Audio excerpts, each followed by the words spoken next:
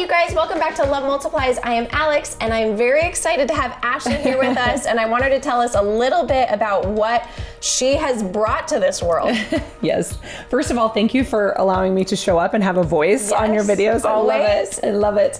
I am a birth mother. I placed my son for adoption 12 years ago, and just through our own grief and trauma, we knew how much was lacking for the birth mothers, and such a silenced voice still even now. Yeah. And so we wrote the nation's first curriculum on post-placement care. And so we're training agencies all over the nation on why they need to offer support, why adoptive families need to work with agencies that are offering post-placement care for mothers, and just sharing my story to whoever will listen. It's so thank you for listening. It's wonderful. I love it. We've talked a little bit in another video about adoption profile books. And one of the things that we should kind of dig in a little bit deeper is language. Coming from someone who has placed a child before, what are the things that we should or shouldn't be saying?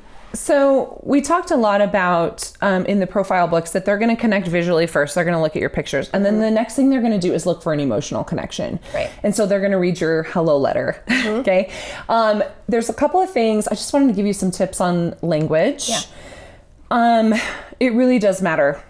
I know that we think that we're being really specific or maybe over the top, but, and I'm not easily offended. Language doesn't offend me personally, but I know in the big picture and the emotional state of the women that are actually looking at these books, it really matters the way that you talk to them and the way that you address them in such a vulnerable situation. Right. One of the number one things, if you're working with an agency that is still asking you to write a Dear Birth Parent letter, I am not a birth parent or a birth mom until I relinquish my rights. And there's something that you need to understand, that just because we're matched doesn't mean that I have chosen adoption. Right. Just because I invite you to the hospital doesn't mean I've chosen adoption.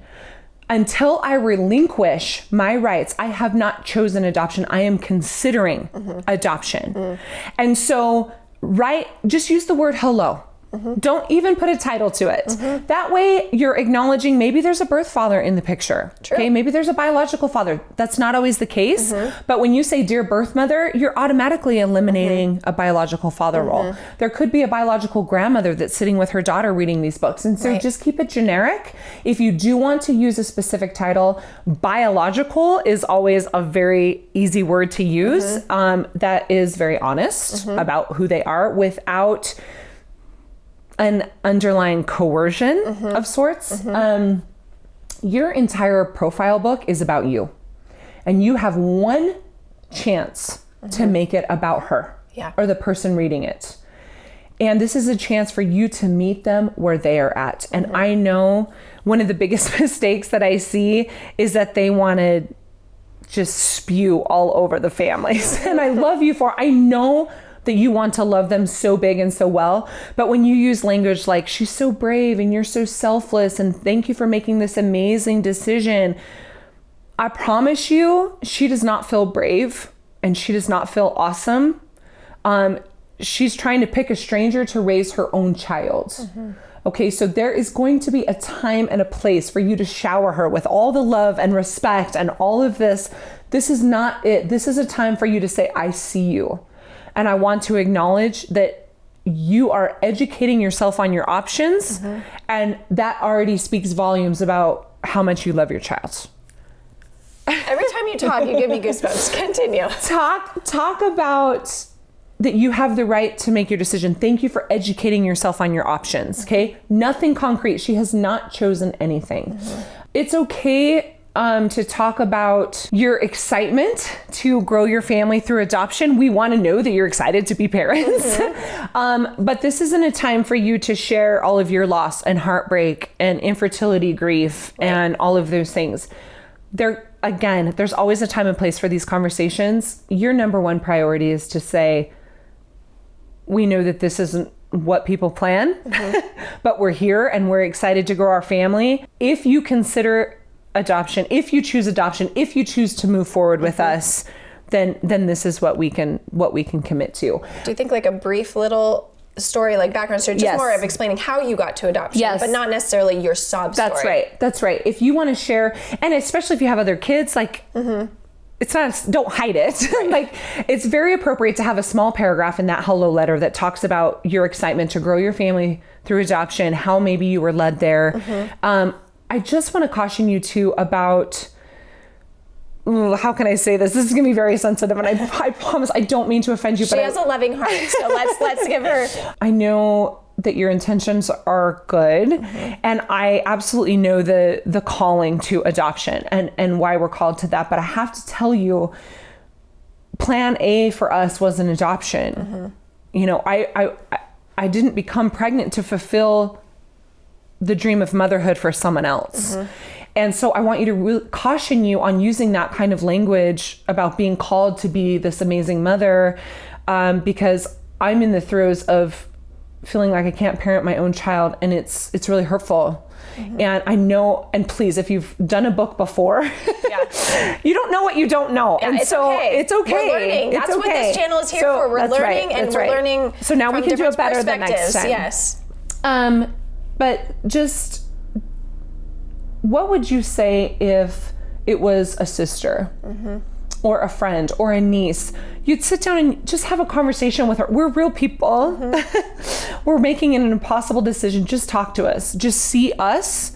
There's going to be a role shift. And right now, in the season of my pregnancy, it's about me. It's about me and the baby. It's not about you yet. Right. You're going to have a lifetime where it's about you. Right now in the wait, it's still about me and me trying to make decisions, impossible decisions that are literally going to change the course of my entire life. So meet me where I am. And I want to also help you have perspective that if she even takes the time to look at your book, I think that's a really sacred space to be invited into, to even be considered to be a mother of someone else's child. I think that's pretty amazing. And allow yourself, even if it's for a very short time, to be in that space with her. And just be really aware of the language about, she hasn't made any concrete decision yet. She's just considering her options. And just have a conversation with her. You've had relationships with humans before. Like, it's just understand where she's coming from and understand your role in this space right now. And it's not about you, it's about her, and it's about the baby. I would hope in your letter, you're not necessarily going to be writing things. For example, one of the things that we'll be talking about later in future videos is, give up versus placed, and hopefully that wouldn't even come up in the letter. But like, for example, that's one of the languages we want to talk here on Love Multiplies on ways that we can just say things better. It's not that your heart wasn't in the right place in the way you say it, and maybe that's how we've been saying it for 50 years. We're undoing decades of inappropriate language. And we're working with the agencies even now when they talk about how families are matched, and we're educating the agencies to change the language to chosen. Your agencies aren't matchmakers. They didn't mash you together. These women took time and thought into processing and choosing a family. And so when you're chosen by an expectant mother, let's market that. You're not matched by an agency. A pregnant woman chose you to be the parents of her children. And see, just like that, for example, the language in that, look at the beauty in the way that we can say things, and it's not changing what it actually is. It's just bringing a different language to adoption. And what it allows, from my side as a pregnant, it empowers me to be educated, to make me feel like I had an option, that I made a choice instead of an agency telling me what to do and the coercion from somebody else. I was empowered to choose a family, and I get to walk this out because that's what I wanted to do for me and my child, not someone making it for me. Another thing you'd want to consider is talking about your heart for having an open adoption relationship with her, and honoring the child's story and where they came from. Open adoption is a lifelong relationship. It's not, I get the baby at the hospital and then that's the end. You can try and ignore it and pretend that the biology doesn't exist, but I exist. My son, he looks like me. He has characteristics that are me. His little quirky things that he does when we're together. When we dip our cheeseburger in the fry sauce the same way, and it's I exist. And if it's really about the child, if it's really about the adopted person, like we all say it is, then it's kind of a package deal. We're just kind of all in it together. And if we can stop talking about ownership over the child and the title of motherhood and the entitlement of becoming mother. It's not who owns the child, it's who belongs to the child, and we all do. And there's a space at the table for all of us. And so when you're writing this letter and talking to this expectant mother, it's how do we move forward long term? Not, I want you to pick us so that we can take your baby and then pretend you don't exist. Exactly.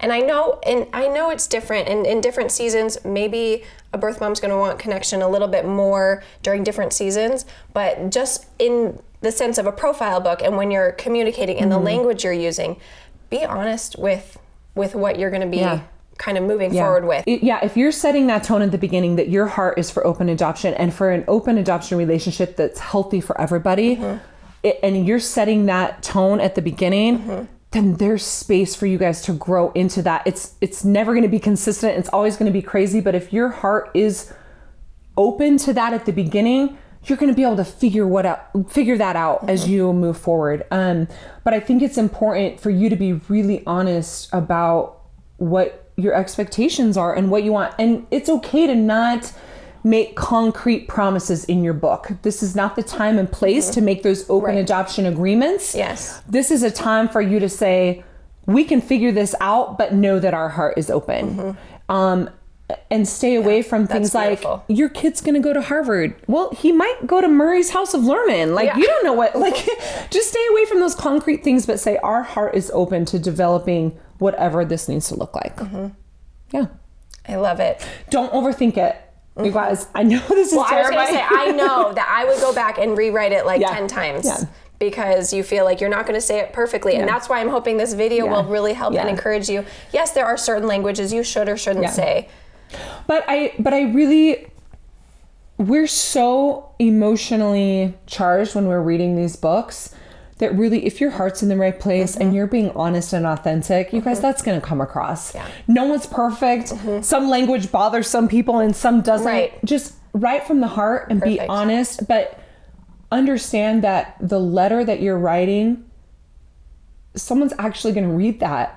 A woman's actually on the other side reading it. And so make it real. Don't just try and put in the bullet points that you think are going to sell you the best. Understand that a woman is considering giving you her child, and she deserves to be seen and to be heard in this season. I love it. I love you. We are so thankful to have Ashley here and being able to share with us here on Love Multiplies. If you love Ashley and you want to hear some more from her, I know that we're probably going to do some more videos in the future. Go ahead and give this video a big thumbs up. Go and hit that subscribe button if you want to watch more of these Love Multiplies videos.